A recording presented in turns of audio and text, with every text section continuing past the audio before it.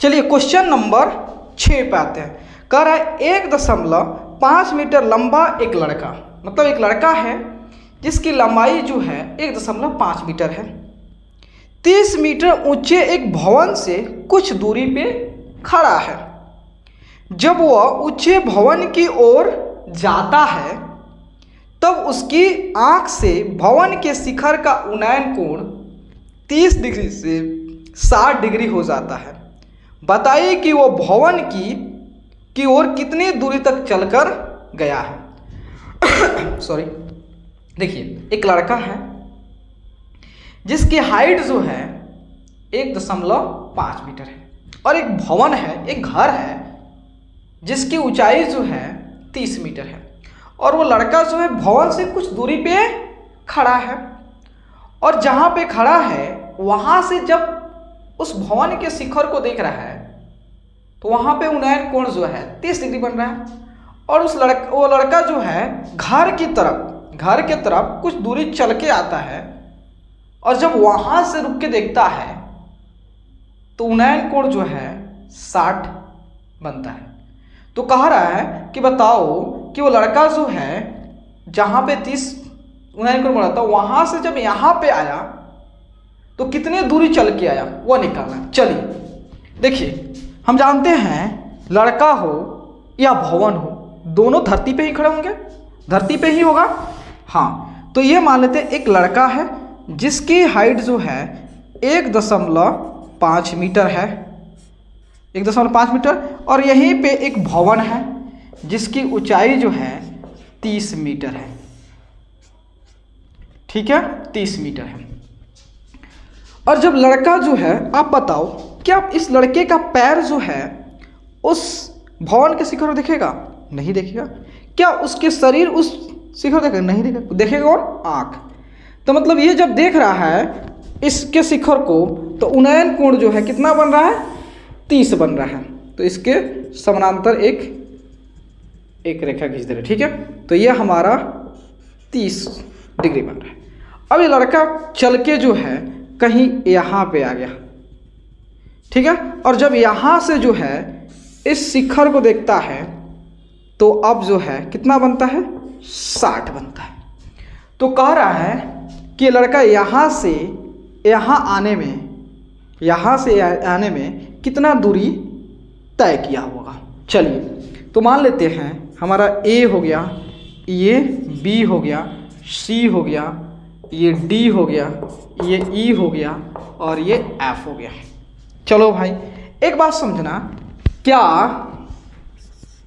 ये AE जो है क्या बराबर है BC के? हाँ, क्योंकि ये हमारा समानांतर रेखा है, समानांतर है ना। तो जाओ, तार फंस गया।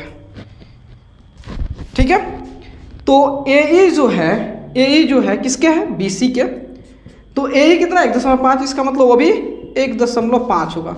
ठीक है, ये भी 1.5 होगा। इसको अंदर से लिखता हूँ 1.5। ठीक है, और एक बात समझना, और यहाँ देखना कि अगर ये इतना 1.5 है तो हमारा CF क्या होगा? तो कहोगे 30 में से अगर इसको घटा दोगे तो ये निकल जाएगा। हाँ, तो 30 में से जब 1.5 घटाओगे तो ये आपका होगा 28.5।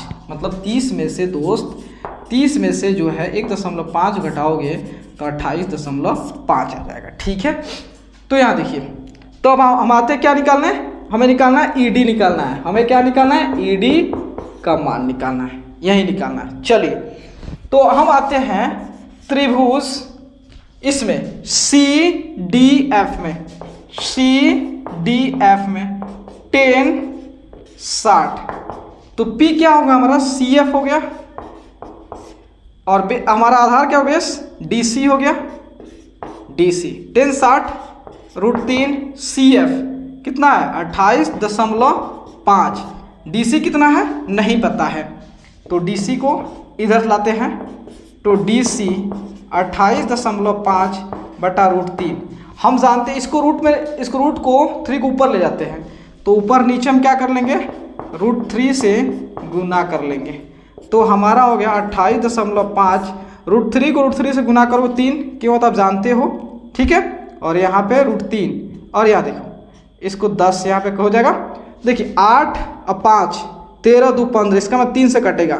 देखिए काटना सीखिए यहाँ पे भाई, काटना सीखना। 3 से जब काटे तो ये एक बार में, और इसको तो 9 त्रिका 27, 27 हुआ ना, एक बचा, 1 और 5 15, तो 3 बचे 15, 95। तो इसका मतलब जो है, अब इसको जो है, अब इसको दशमलव करोगे 9.5√3, ठीक है। तो हमारा DC इतना आ गया। देखो DC का मान आ गया। अब क्या करेंगे, अब हमें जो है ये DC आ गया।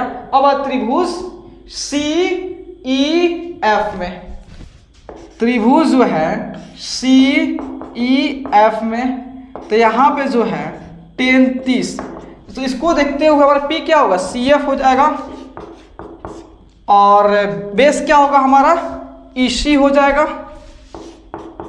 EC हो जाएगा। तो यहाँ देखो, अब देखो ना कि EC जो है क्या चीज़ से बन के मिल के बना हुआ है।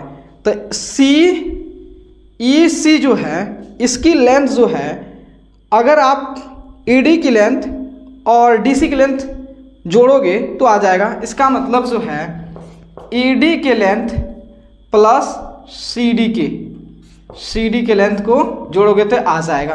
तो इसको DC लिखो, क्या है कि वहाँ पे DC लिखो तो DC लिख दो, ठीक है। अब देखना, EC के नहीं पता है, DC के नहीं पता है, कोई दिक्कत नहीं है, EC, तो इसको ऐसे रन, ठीक है।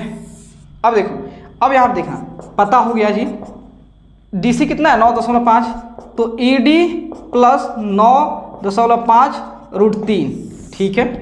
तो यहाँ देखिए 10 कितना होता है, 1/√3। CF कितना है, CF जो है, CF के जगह जो है, किधर गया CF, कितना है CF 28.5, 28.5। EC देखिए, इसे लिखिएगा, पहले इसको क्रॉस गुना कर दीजिए, तो क्रॉस गुना करोगे तो यहाँ पे आ जाएगा EC, और EC जो है बराबर 28.5√3।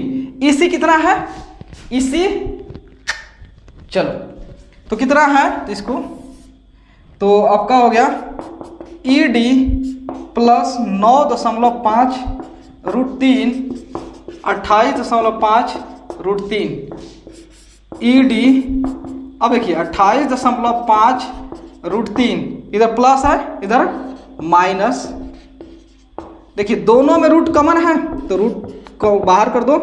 अब 28.5 में से 9.5 को घटाओ, तो 5 में से 5 गया 0, और 18 में से 9 गया 9 और 1 19, तो यहाँ पर हो गया आपका ED कितना हो गया 19√3। मतलब कहने का मतलब जो है ये 19√3 मीटर दूरी चल के D पे पहुंचा। यहाँ से यहाँ तक दूरी कितना है, नोट कीजिए।